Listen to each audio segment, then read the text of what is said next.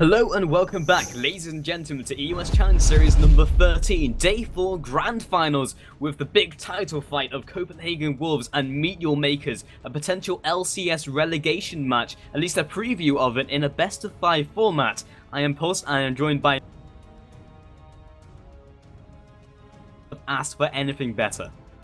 Not really, and also those two first games, could you have asked for anything completely role reversal like that? Just first game, Copenhagen Wolves decimating Meet Your Makers, and second game, everything flipped on its head. Meet Your Makers got the two first kills, Rengar darting across the bushes, Kitty definitely had claws, and they managed to convert it into a kill. An interesting statistic that I was actually researching there in the break pulse, I was trying to rack my brains and think the last time we saw Copenhagen Wolves lose in the EUWChallenger Series. It was week number 10, so 3 EUWChallenger Series ago, and it was a 3 versus 1 win against Smart People. So I worked out how many games that was. 20 games it's been since Copenhagen Wolves lost their last one, and it was a 3-1 ruffle stomp in the end anyway. It goes to show how dominant they've been. Wow, and another interesting statistic is that the only tournament they've lost was the Tenerife Spring Promotions out of 4 LANs and 9 online events since they had their present lineup. What an amazing statistic. It just goes to show, Paul, as we were saying earlier, these are 2 of the best teams in Europe right now. And I think the statistics kind of do the talking for us. Yeah, and by the way, that's not losing the tournament outright. That's the first time they came second, I think. All the rest of the tournaments they came first, just to clarify. But now with the picks coming in thick and fast, taking a quick look at the banned champions. Lee Sin, of course, against Shook. Fresh against I wonder who. And also Shen. In fact, actually that was banned out by MYM, so that's interesting. But either way, Shen will be banned out. Rumble, Zed, and Aatrox. Aatrox again aimed at that jungle. And then we will have Elise on the flip side, Corki and Zyra. You know, they could always just be worried about Reckless's Shen. That's true. It's not true. that I think it would happen, but in last time that we were actually casting these guys, they ran Reckless top of Shen, and I believe it was Young Buck AD carrying on Caitlyn. And Reckless went 15-1 on Shen and was just dominating everybody. So you never quite know with these guys. Looks as though, obviously I am behind you, I'm casting from the stream, but is that a Nami Caitlyn lock-in here from CW? Not as of yet. I wasn't going to mention it until they finally locked it in, and now it's Sona and Caitlyn. They swapped up at the last second, so a big fan of that Sona and Caitlyn matchup because they have so much poke. In the laning phase, it almost makes MYM think we actually don't want to go up against that. Corki Zyra, again, as we mentioned in the first game, is a very much a counter-initiate lane. It's something that you don't expect to be all that aggressive with, so you really don't want to be against that. That's very scary. Fully in agreement right now, Pulse, but has the plot thickened thus far? Because on my screen I can actually only see 3 picks. I think my stream is lagging a tiny bit.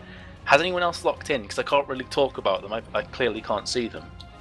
No, they're taking their time with these picks metas because I think they really just want to make sure they have the right picks and be really educated about them. It looks currently like Jarvan and also Kennen, which I would really like, especially with Zyra, because Zyra is very good at counter-initiating, but she has very weak initiate. What she does have though, if you lock them down first and Stronger Thorns comes on top, or it's used as area denial, then she's strong. Yep, indeed. Locking in both the Jarvan and the Kennen. AoE composition. Oh man, that is really, really terrifying for Meet Your Makers. But what I would say as a counter-argument, or at least some reassurance to Copenhagen Wolves fans, you think back to the composition pulse that Meet Your Makers were running in game number 1, it wasn't totally different to this. You had Jarvan, you had a lot of AoE, and they got absolutely destroyed from Copenhagen Wolves. They lost in lanes hard, and it never got to that AoE stage. It never got to the point where Meet Your Makers could chime together their AoE ults and really just plow through Copenhagen Wolves. So I don't think that Copenhagen Wolves are going to be too scared about this composition right now. Possibly, but maybe after that victory, they're looking to build momentum through the series meta. So it's like, okay, it didn't work out in the first game. Maybe that was because of mechanical misplays, mechanical errors. Therefore, we'll try it again. We've won the last game. We know we're capable of beating Copenhagen Wolves on fair footing. Therefore, we'll go with the original composition, something we really feel strong with. That's a recurring theme with MYM. They like the solid AoE, big damage ultimates to come in. So we'll see what they bring in for the last pickup. It will probably be their top laner unless they swap Jarvan into it. On the flip side, Youngbuck on his staple champion of Renekton. That's very nice to see. Again, Casten comes out, will probably be on Kaltod, exceptional performance in the first game. So again, waiting on the last pick from MYM. And while we do wait for this, obviously jump in if you see the pick coming in here from Charu. But game number 1, what I remember saying is lots of AoE, lots of CC, lots of initiation from the side of Meet Your Makers. A lot of escapes, though, from Copenhagen Wolves. And you know, their lineup this time around, Pulse, is not too dissimilar. They've got Kassadin again, they've got Shook on the Elise again, and they've also got Caitlyn again, which can all escape. Jax was picked in game number 1. This time it's going to be Renekton, both of which can escape from a Cataclysm and the like very easily with Slice and Dice. And then before they had a Zyra as their support, now they've got a Sona. So again, you go all in on this team, Crescendo's going to come across and stun everybody up. So you've got to say that Copenhagen Wolves are kind of rinsing and repeating here, Pulse. They have a lineup that's very maneuverable, and if you jump all on top of them, they're going to be like, okay, see you later, guys, now your ultis are down, now we're going to melt you. It's really interesting to see how Copenhagen Wolves have reacted to this AoE kind of composition. Yeah, again, I would say their composition is very reliant on getting ahead, and if they don't get ahead early, they're waiting an awful long time for themselves to scale up again late game. It's a parabolic power curve taken to the extreme, and it's a very risky play, especially how we saw the last game go metas. So we'll see if this works out for them. We've got one more second until we hit the delay. Again, guys, follow me on Twitter, follow Metas on Twitter, @MetasTV. I'm at Impulsable. Again, I'm doing a giveaway. But until we get into the next game, the third game out of this best of 5, it will be Meet Your Makers and Copenhagen Wolves. Don't go anywhere. It should be another great game.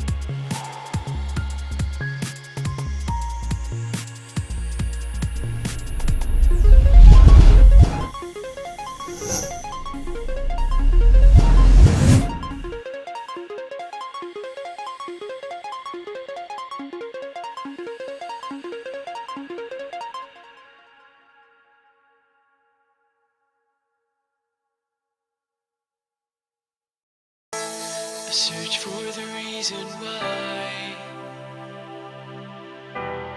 the days just pass me by. We travel through the light to a city shining white.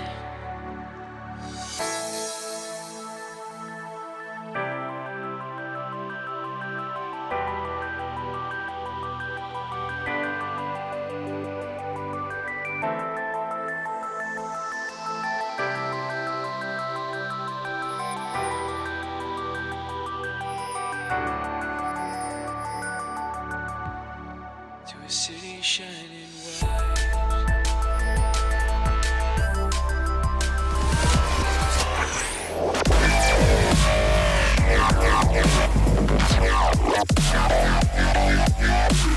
Hello and welcome back, ladies and gentlemen, to EUWChallenger Series number 13, Day 4 Grand Finals with Copenhagen Wolves and Meet Your Makers. This is the third game of the best of 5, and we have just confirmed that the 5th game, if it does come to it, will be blind pick. And I know a lot of people will be very interested in how that lineup will go, that matchup will go, because there's so many mind games that can happen. But for now, I am Pulse and I'm joined by Metas, and we do see some very aggressive plays from both of these teams. And we have done throughout this best of 3 as well, Paul, so it's not a huge surprise here. The question, however, is how ballsy is Naga? How quick is he going to be to react? If he gets out of position, because Cocoon could very well come in. In fact, I'm having a quick check. Yes, the Volatile Spiderling has been picked first here from Shook. But yeah, Jarvan's going to be okay. Going to be pulling himself back to the side of the jungle. And the meanwhile, actually, the entirety of Meet Your Maker is recalling. It does, however, look that when... I was going to say WinFact there because I looked at Coutard. It's actually Copenhagen Wolves are going to be trying to steal away this red buff. Yeah, they're looking towards it, and massive vision control. Actually, 3 wards have already come into the bottom jungle, so MYM very wary of what they want to be after, especially if Naga wants to go for his blue and immediately aggress onto red, especially if they expect a counter struggle from Shook. Kind of interesting they haven't put a defensive ward at their red, meaning that if they did see Shook there, or at least in the river, then they could know he would have an opportunity to counter jungle. But either way, we'll see what they bring to the table. This is going to be a very even game, as we've seen both of the first games going massively into the other team's favour.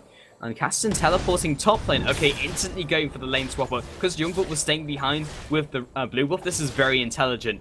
And we do see Caston going to the top lane. They were trying to shut him down. Such perfect play with summoners. It really is, and that's why Charu takes teleport as well, you know, on the flip side, because it just will get you into positions. Charu is renowned for taking teleport most of the time. This time around, Coutard has taken it for the second time in this best of 3 as it's been thus far. It will be a best of 5, and I'm expecting to see some big plays being made, Pulse, as soon as that's back up again. Doesn't really need it before level 6, so again, even though it has been used, it's not a great big deal. Unless he goes way behind in lane and needs to kind of recall and go back to spawn to heal up or get some items. Regardless, though, Kubon is playing intelligent. He's like, okay, well, Coutard came up a bit later than me. I've got the level advantage. Why not exploit that and just put down some harassment? Yeah, for sure. And Renekton will do way better against Makler and the Zyra combination.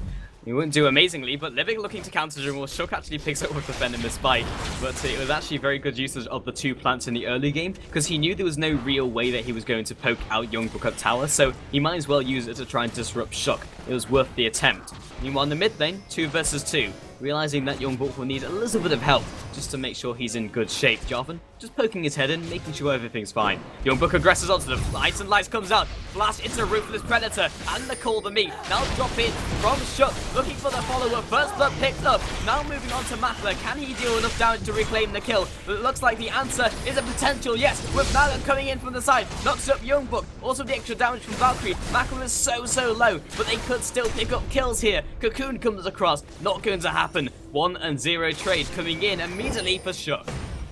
Beautiful Valkyrie into the Flag and Drag, though. Looks really well kind of composed from those two, from both Naga and Makler. But as you say, First Blood will be going down to the side of Copenhagen Wolves. So again, a flip. Oh, you gotta love that recall animation from Youngbuck. Lifeguard Renekton OP. We'll be going back to spawn regardless. Meanwhile, Kautar's trying to get some last hits, and oh, Charu, please, why did you switch off the Gragas Santa skin? It's so good. Apparently it's because they didn't want Santa Gragas, as it has a slight bug with the Q, because in-game, sometimes it will be it will be like invisible like Nidalee Spears that we had a bug with, and that's why they actually ban out Alice and LCS, but we don't have that rule here, so it was kind of, because even though we don't have that rule, it was really nice of Chara to actually swap up. He didn't have to, but he did out of courtesy. There's a lot of mutual respect as well between these two teams, by the way.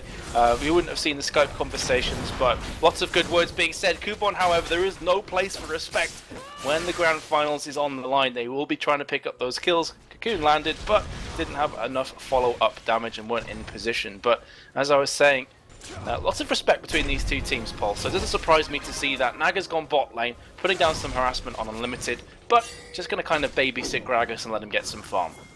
Worth mentioning now they've swapped up Coutard into mid lane, now that he's got a couple levels, and he can definitely CS under turret. Especially in the first level or two, it's almost impossible for Cassidy ever to get to level 4. So this makes a lot of sense. It means that Youngbuck can now play in his preferred role, 1 versus 1, and do some work in top lane. It kind of, yes, he's late to the party, but he can still at least have some of that laning phase back. Shook coming into the mid lane, again, looking to see if he can get anything done, but Caston has less ganking potential in the early game. I say that, but Makler gets locked down. Force comes across, and Shook following up the Venom despite at least burning the Valkyrie. And at least in the bot lane, though, Naga looking for the gank. Flag of Drag has come down, but Charu backing on off. Again, aggression from the junglers, but no kills have been resulted just yet. Shook again in the mid lane. Cocoon comes across, duped by Makler. And now the grasping roots as well from Livid, but nothing quite to write home about in this early game. Yeah, and an important duke as well for Makler, because if that Cocoon had have landed, a volatile spiraling would have been straight afterwards, and then the burst out of Counter could very well have spelled the end of Makler's life, especially considering that Barrier is still unavailable for him. As you say though, both junglers have been hyper-aggressive, hyper-present in this matchup, but only the 1 kill resulting pulse. And that of course was previous to top lane. Now Youngbuck and Kubon going head to head. Neither of them have level 6 just yet, although Kubon is a lot closer. Youngbuck's actually just leveled up to 5, and Kubon is only a few CS away from 6, so he may try and pile on the pressure here, Pulse, as soon as he gets the Slicing Maelstrom up. And instantly Renekton's like, yeah, I can't really go head to head with Kubon, he's too strong. Yeah, and Renekton is a very good duelist, but Kennen is even better. He's one of the best, if not the best, level 6 duelist, because he essentially has 2 stuns on demand, so much damage goes into his kit, auto-attack harassment, and then all in. And he can use all that while slicing Maelstroming, so he can have all these ultimates on top of each other, just like now, capitalizing on the fact Youngbuck does not have that level 6, and the slice and dice was unavailable to him, so he did eventually use the slice, but Kubon could not follow up. Couldn't follow up, but was still worth it, because now Renekton is in a very fragile, weak position until hitting level 6. And here comes Shook from the side, standing on top of that ward. Renekton's still about half a level away from 6, so that's really what it came down to. I don't think Kubon was expecting the kill there. It was just a case of getting some harassment damage down and just really reclaiming his dominance in the top lane, Pulse. Yeah, definitely. So, I'm looking towards Gragas and I'm looking towards Caston, because they're the kind of playmakers when we hit mid-game and the roaming phase and see how they match up. Gragas, again, gone for the triple Doran ring, because that's really his time to shine. And Caston has gone for the typical tier of the goddess, just to try and farm that up. Is very useful in the long run. Dominance popped in the top lane though. Now with Naga looking to follow up. Kubon is there. He turns around for the auto attack. Slow comes in for Golden Aegis. Call the meat comes down for the heal. It's not quite enough, and that's a 1-for-0 trade in the top lane. Yeah, from bad to worse from Youngbuck's perspective, because now his tower is going to get pushed. The only good kind of bit of news right now from the side of Copenhagen Wolves is with the jungler being at top, they can't go ahead and try and rush a dragon, especially considering it's a 1 versus 2 situation down there. And in fact, they're going to push the tower for a little bit, and then Kubon is going to recall with that first kill at the top lane. Had over 1,900 gold, so it's going to finish off the Berserker Greaves and add a dagger. So interesting idea here from him, going for the double dagger. What's he going to be building into though? Looks like Blade of the Ruin King. It looks like they're going for an off AD carry, which is very interesting. Let's take a look at his AP. Okay, and meanwhile in the mid lane though, Coutard potentially gets picked up, Flash comes out, now the Rift Walk. Meanwhile, Shook should be good to go. And that Spider Form still has Repel, still has Flash. As the Spiderlings get on out of there. But the point I was going to make about Kennen as he can still go sort of hybrid. It's a very interesting method. It will give him better strength in the laning phase, and will give him great scaling into the late game. Interesting choice though. Mid lane, 3-man push. Indeed, 3-man push, Shook and Kassadin. Kautar trying to stave off this onslaught. Nullsphere comes out there from Kautard, but still the mid tower is taking quite a bit of damage. Creep wave coming out. Here comes the re-engage zone. Naga is going to be falling down. Crescendo from the side. Repel as well. Limit could be dropping as well from Shook. Oh, will the red buff be enough? Yes, it will. And they actually pick up 3 kills unreplied to. So suddenly out of nowhere, Copenhagen Wolves exploding in mid lane after it looked like that tower was falling. They're now going to go ahead and push to Drake. Meanwhile at top actually, Coupon and Youngbuck are having a duel to the death. Slicing Maelstrom has been taken out. Here comes the dominance from Youngbuck, and Coupon instantly just wants to get the hell out of there. Lightning rushing away. Drake is falling at an alarmingly fast rate, and it will be taken down from Copenhagen Wolves. Youngbuck is still chasing here on top lane, Pulse. Looks like Coupon should be okay though. Yeah, in fact he's dropping very low, but Youngbuck not knowing the whereabouts of Naga makes the wise move and backs on off. Otherwise he could have secured that kill onto Kubon. It is worth mentioning though, oh god, the damage from Charu, it's already starting. I did confirm in the last game methods it was a combination of Q and ultimate, but it was at the same time, so it looked like one. Okay. Yeah, indeed, we do have a pause timer coming in, so we have a little bit of respite just to kind of get our thoughts together, and indeed these teams. And again, Reckless is having some problems with lag. It's worth mentioning he's in the Fnatic house, and I'm not entirely sure what the issue is there, but it's been an ongoing problem. It has, and it's been an ongoing problem for a few weeks now, actually. You got Charu is doing a lot of damage. He's gone for the Doran's Bling right now, 3 rings. And on the flip side, let's have a quick look at Renekton. Obviously, did die at the top as a result from the gank from Naga, which Kennen claims. So, just has a Doran's Blade, a Doran's Shield, and a Null Magic Mantle. Does have 1,000 gold, however, in his back pocket, but Charu with 1.2k, very nearly 1.3.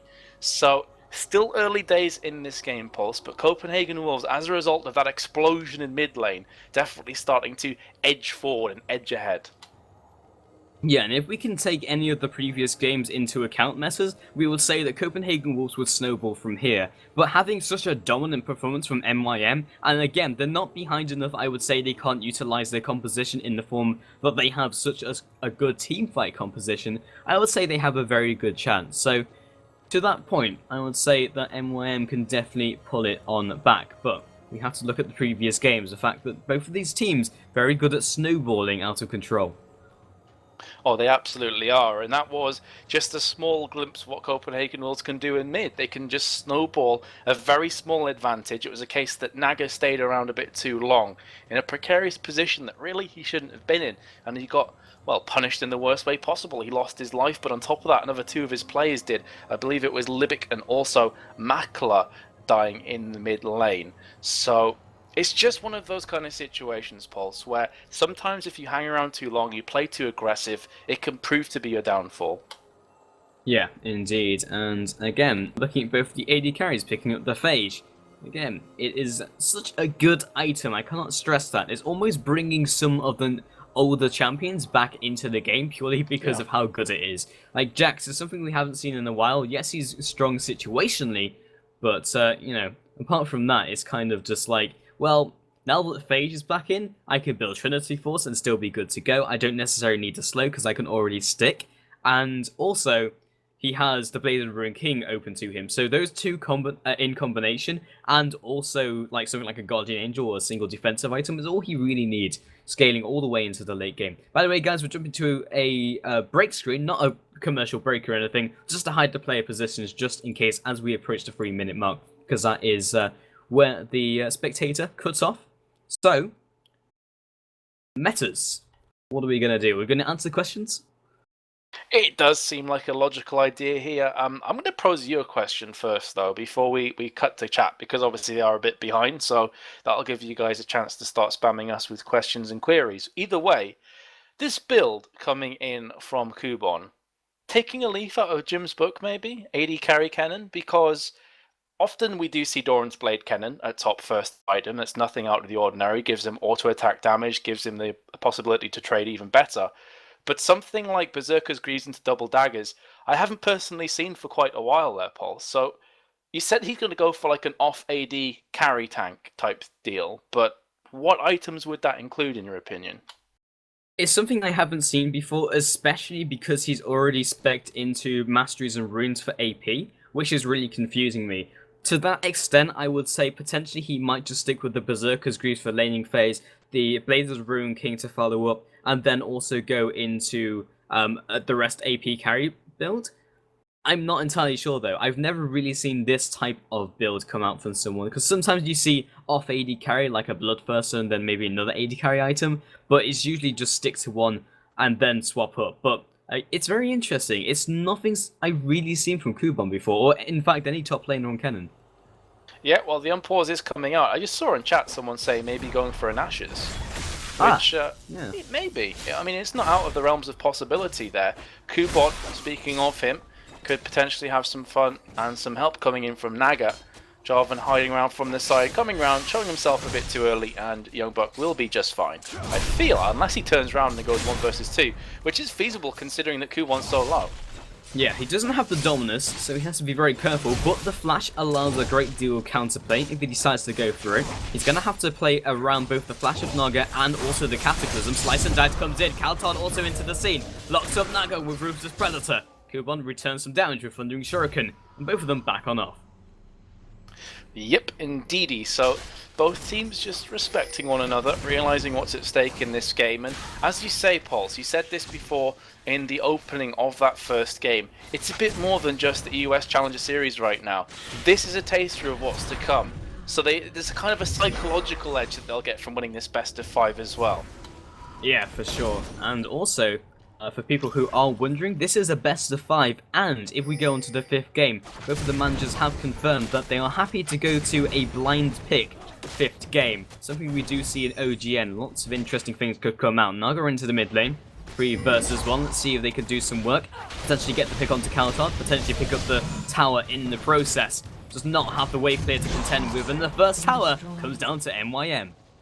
Yeah, so even though Copenhagen Wolves did get first blood in terms of kills, it is going to be first blood in terms of towers to meet your makers. 1.6k behind, also because that Drake was picked up from Copenhagen Wolves, but still it's quite interesting that Charu is battling on and braving it at bot lane. 1 versus 2, and we're 12.5 minutes through the game. Normally at this point you start to see the relane switch up starting to occur, but he's actually doing a really good job. You look at that tower, it's not completely healthy, but it's not nearly dead either. Yeah, Unlimited's going to be taking some hits to the face, assuming that Gragas, well, at least they can chunk it down just a little bit. That's all they really need to do. As long as they chunk it down bit by bit, chip away, it will eventually take it out. It will, of course, have no regen, because it isn't one of those Nexus turrets, and they don't have a Heimerdinger on their team, so only 2 methods to actually bring your towers back into a healthy condition. So, in the top lane, Kuban, 100 versus 78 onto Youngbuck. That's about a 20 CS differential. He's gone for the double Doran's Blade, again something very typical of Kennen. Still very curious about what he's going to build. What I would say about Nash's Tooth is, yes, it's very good for on-hit, but his on-pit steroid is on his every 5th attack. So, in terms of actual passives for on-hit abilities, that's not the best I've ever seen.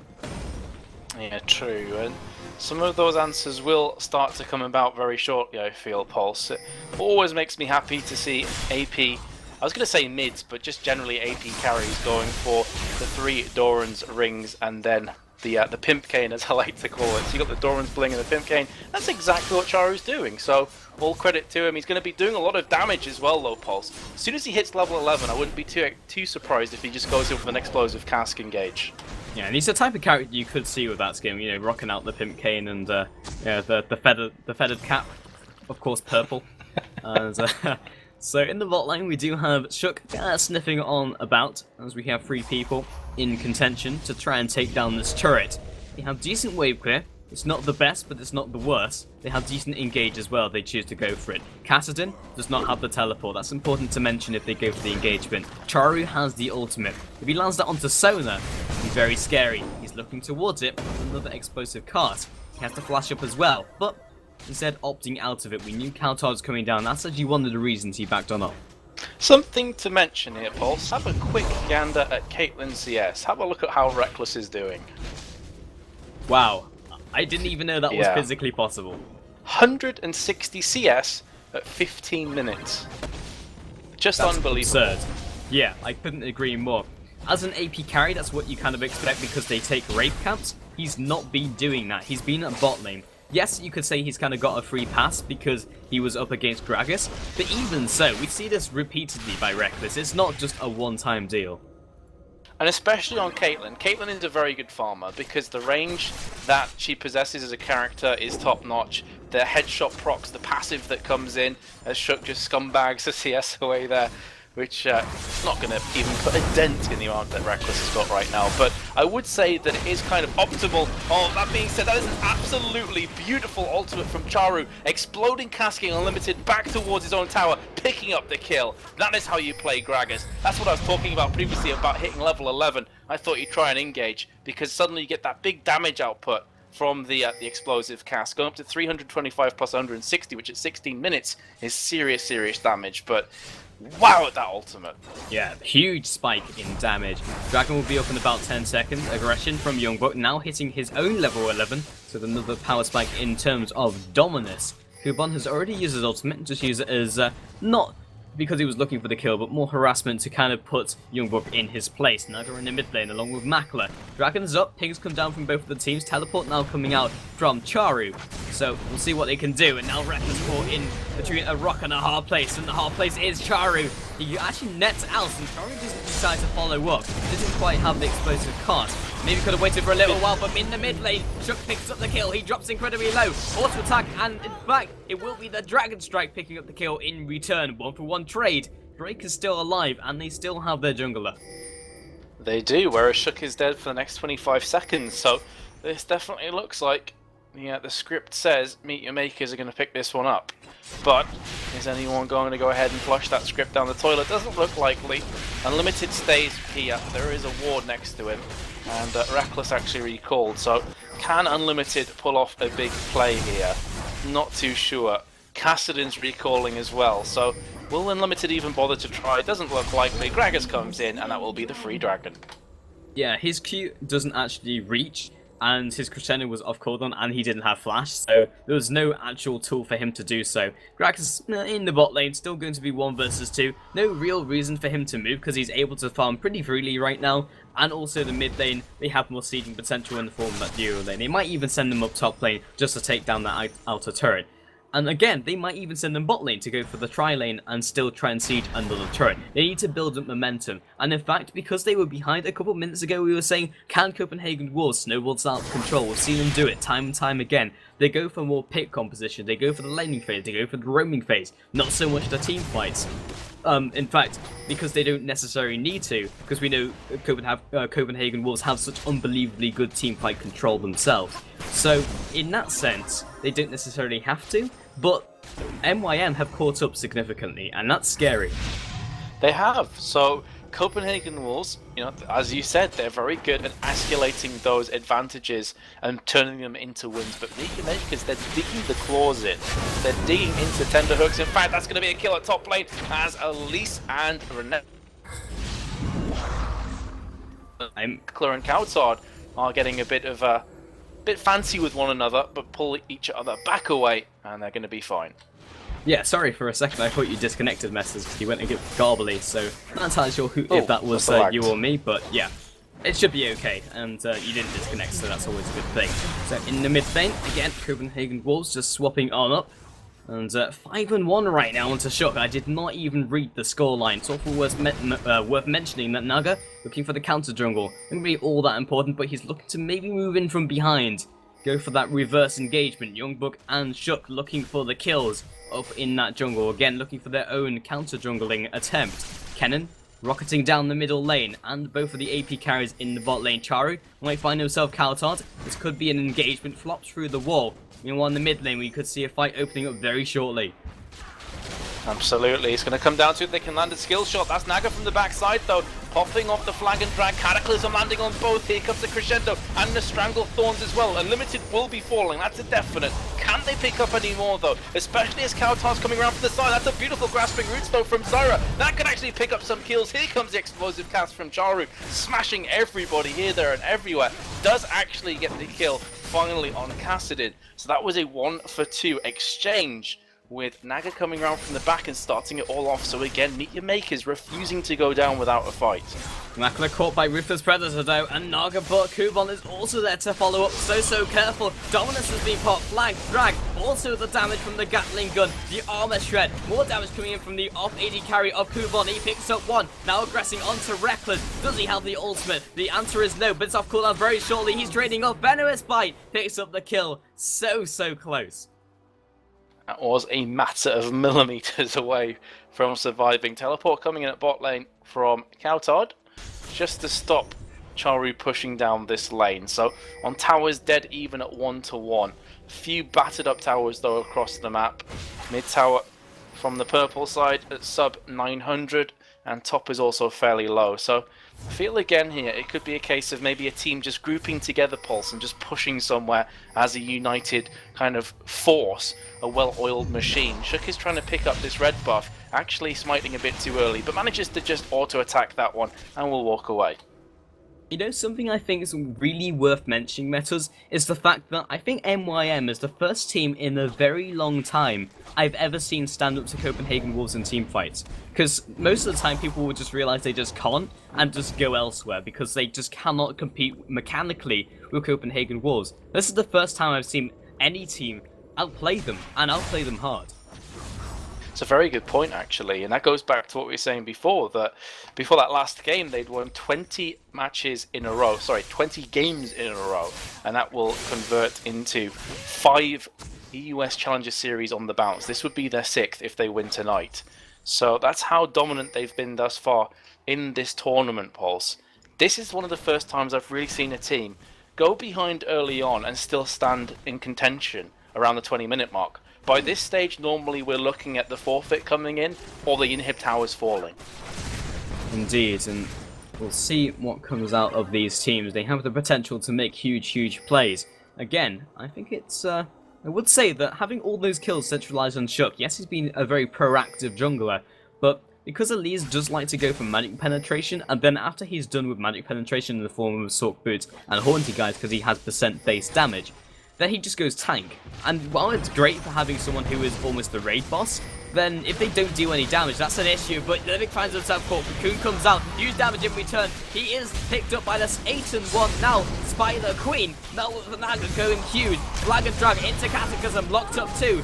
The Piltover net, not the Piltover net, the 90 Cavalry net gets himself out of the Cataclysm. That was a 1-for-1 trade overall. Naga dropping low, but no kills after that. Again, these are very explosive fights, but they're not really going in either direction all that hard. Yeah, fairly even overall. That could have been a lot worse for Meet Your Makers, because Naga escaped on a slither of health, was flashing up dark red there. And the plot thickens in terms of Kubon's build. He's gone Static Shiv and Vampiric Scepter. So just trying to make some plays here at top lane. His trading is going to be fairly decent against Youngbuck. However, Youngbuck has finished off the Sunfire Cape and Hex Drink already. Doesn't have the boots, doesn't really need them, because Slice and Dice will get him very close, up and personal in the grill of Kubon if he can get those 2 stacks away. Drake is back up and live again, and looks like Meet Your Makers are going to just be jumping right on top of this one. Here comes Kassadin from the side, finishing off these minions. You've got another 3 players starting to come down. I'm not sure if they're going to get here in time though, because Dragon has already fallen. They take it. They are 4-man strong though. Can they pick off a straggler? The straggler will be Naga. Not the ideal person. Livik also right there. Pulse comes across. Great grasping route. So good at juggle scenarios. Elise does not manage to connect onto Naga, but he's getting chucked down by Kalton. Reckless over the wall. Cocoon does not land. He is so incredibly low. We do not see the ace in the hole, or the friendship tester, as I like to call it in those situations. And so many times we have just seen the allies duke out on the way and have them be eventually taken down. In the top lane, Kubon picks up the kill onto the tower. We do have the teleport now coming in from Charu. He lands with the body slam, looking for the follow-up as well. He has the explosive cast if he wants to use it. There it is, very stylish. Finishing it off in style there. Very good communication from Kubon and also Charu. Meanwhile though, bot tower is going to be falling down. Blue buff was no longer there. In fact, it must be invisible, Pulse. Is the blue buff invisible for you as well? I believe so. Oh, now there we go. Now it's appeared. It's come back. Apparently, if you turn the fog on and off, the fog of war, then it also fixes the issue. But I've never actually seen it just come back. That's new. Yeah, I was thinking, am I going a bit crazy here? Have I been casting for too long? But then suddenly the blue buff appeared. So Charu will be taking that one down after getting the stylistic kill at top lane on Young Buck. Regardless, still very close, Pulse, and it goes back to what we were saying before, that Meteor Makers, they're just refusing to go down. They are standing very tall, very proud, and thus far, they are right in this game.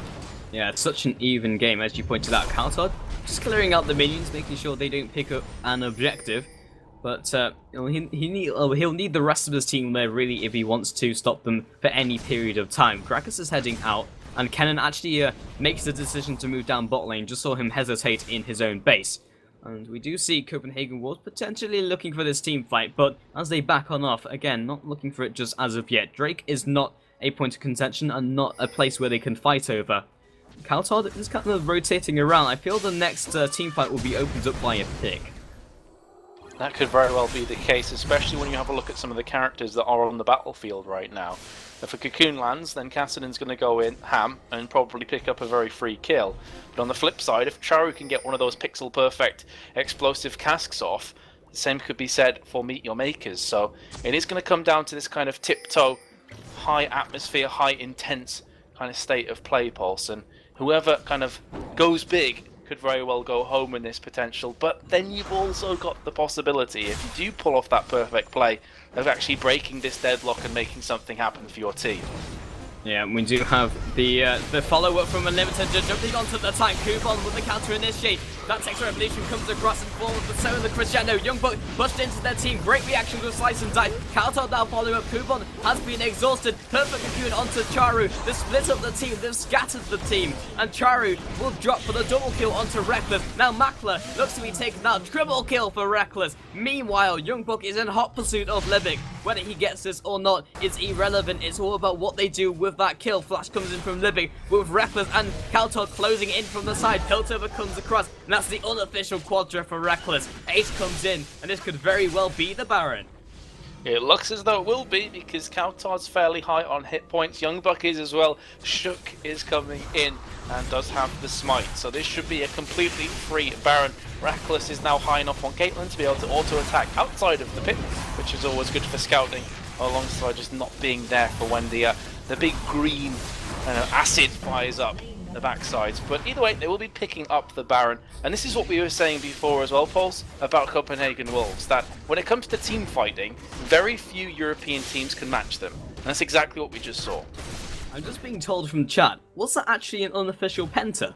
Because I saw the quadra because I was following Libic, but did he pick up a 4th kill on top of that? He must have done, because he was 0-0-2 at the start of it.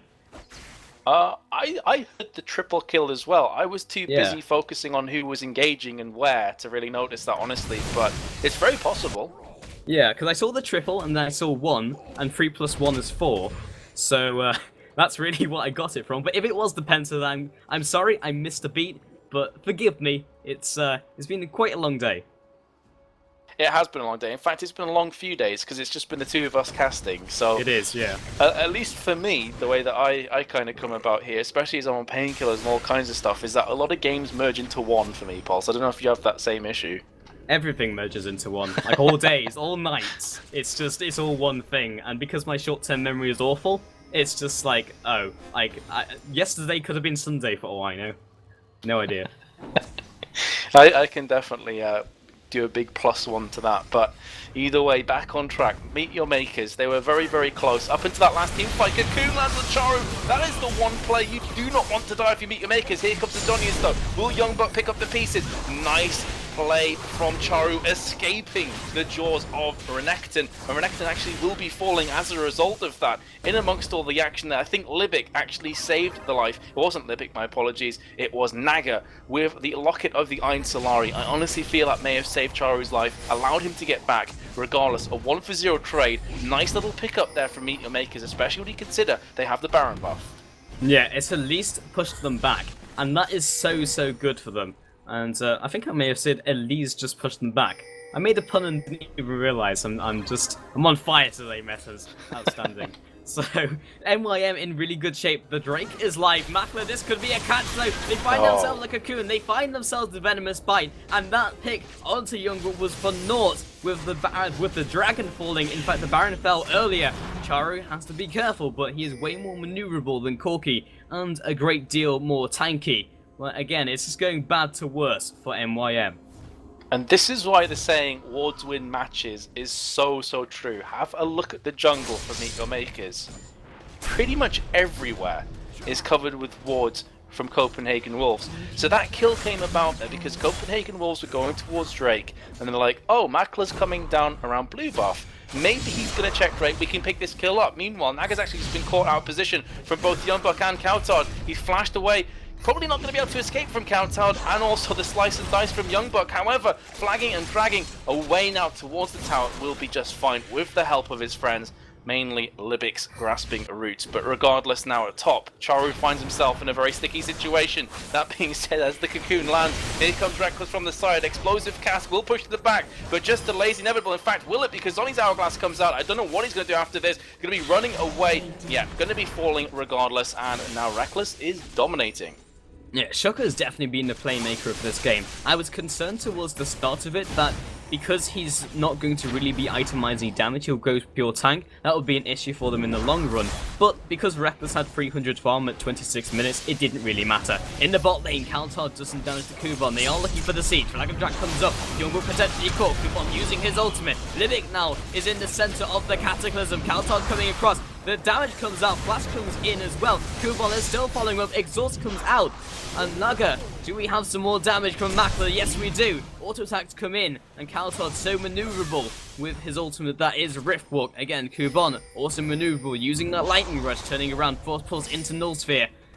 Elise coming in for the top side. This could get messy very quickly and limited from the side. Once again, he's looking for the damage. He needs to get it very quickly. Rocket Barrage comes across, picks up one kill in return. Makler, Valkyrie comes in, and another follow-up from Coutard. Null Sphere will be just enough. Another kill comes in for Copenhagen Wolves. And the whole time that fight was going on, Reckless was just pushing top. He picked up a tower, he drew out both Charu and also Libic. So really weakening the ranks at the bot lane, allowing Copenhagen Wolves to do this split push. They've picked up yet another tower, 6-3 now. And this is what we're talking about with the snowball effect with Copenhagen Wolves. When they start to get a lead, they push it home so hard, especially with the Baron buff. Now going for the inhib tower, they could very well pick this up. In fact, no, they can't because Grasping Roots comes across. Here's Charu from the side. Nice play from the cocoon there. Explosive cask against the wall. Coutard is going to Riftwalk away. Youngbuck sacrificing himself, or is he actually? Another beautiful cocoon and the volatile spiderling coming out from the side. Youngbuck will be slicing and dicing away, forcing the flash. There's the Cataclysm. Is Shook going to be in the right place at the right time, or the wrong one for him? Naga will be falling here, or will he actually? Yes, he will finally. The flash comes out from Shook, trying to buy as much time as possible for Reckless, and here comes the cavalry. Reckless picks up one, looking for the second kill, and it will be taken down from Shook. Talk about stalling to perfection from Shook. Wow, Reckless actually revealed Gragas with the vision from his trap for the last auto attack. That was absolutely awesome to watch. And Reckless is doing so much damage. 400 farm at 33 minutes. Unbelievable. I'm not even sure how that's even possible. Now taking the bottom inhibitor, and they're making serious headway into the face of MYM. Kuban, 2 AD carries right there. Coutard comes in from the side. He has in fact opted for the full AD carry build. So he has gone for the off AD carry type of lead-in. He has to be so careful though. They are incredibly squishy. And honestly, he's not sure that was the best idea. I feel like their team really could have benefited from a full dedicated AP carry. I do agree with that. I mean, Kuban's not necessarily doing bad. That's not the issue. The issue is that in these team fights, they're simply coming out second best every single time. Baron is up in 30 seconds, I should say. And another big, massive shout out to Shook's play at bot lane. Stalling off long enough that Caitlyn could get down and they could secure those kills. I would honestly say at this point, even though Reckless has played a phenomenal AD carry, Shook is probably MVP for this game right now, I would say, Pulse. 12 for 2 with 6 assists. Very true. I'm actually just looking at Reckless's gold, and he's got 17,000. Turns out that's a lot of money, and it's a lot of money to spend on an AD carry item build. It's currently 4 items. At this stage in the game, that's ridiculous, absolutely absurd. I guess one of the reasons why Coupon decided to go for AD carry is he assumed it would go later on into the game if they could ever come back into it, but because they actually played it really well, and I don't think he was really expecting them to have done so, he actually put his team behind, because they needed to carry on and build momentum by going for teamfight. And to do that, then he needed Kennen to have gone full AP carry, so they could have gone all in those teamfights. With the slicing Maelstrom just absolutely destroying everyone, Makler would have been in better shape. But with going with double AD carry, you have to get to super late game to make it worthwhile. That is very true, and right now it doesn't look like they're going to get to that point. 2 inhibs are down, Baron is live again, as you can see at the top left of your screen, and instantly Copenhagen Wolves are pouncing on this, realizing, sensing the weakness, the blood is in the water, and like a great white, they are just going to be taking this one down comfortably. Gragas just can't do anything. Choro has to clear out bot lane. They don't want to let these super minions get to the double Nexus towers. Meanwhile, the same can be said in mid. So that's the second consecutive Baron going into the hands of Copenhagen Wolves. We saw what use they made of it last time around. This time they've just got one more inhib to go. And they're actually deadlocking it right now. They're staring it down the barrel of the gun. Reckless at the back lines, just crushing through this tower. Yeah, they have so much speed, especially when Caitlyn is that above the curve. They're just chunking down the inhibitor as well. They have to go for this engage. Big Dragons at the barrel, and Kubon with the ultimate, following off with the auto attack. Do they have the damage though? They have 2 AD carries. They have to play this smart. Oh my god, the damage from Kaltog with 4 pulls. Naga comes in, Cataclysm comes out. He zones them away, he splits them up, but he's logged in Makler, and he drops in tandem. Zoo and O trade. Double kill for Caitlyn, fish in a barrel.